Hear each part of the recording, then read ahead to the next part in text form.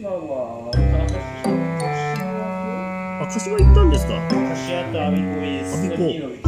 ああ、鳥でもあるんですか？鳥ではないですか？鳥でないですか？まあ僕もね、あちこち本当は行きたいんですけどね、でもやっぱり1回そのビジター料金でやっぱり1000円かかるんで、なかなかそう、おいそれとはいけないんですけど、一回あれですよね、この岩槻さんがなんか特別工事みたいなのが入って、なんか半額なんか、違う、無料で、宮原さんと、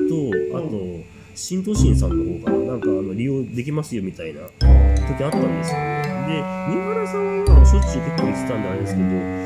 新都心さんの方は結局僕行こうとしたらなんかもう行こうとした瞬間にもうなんか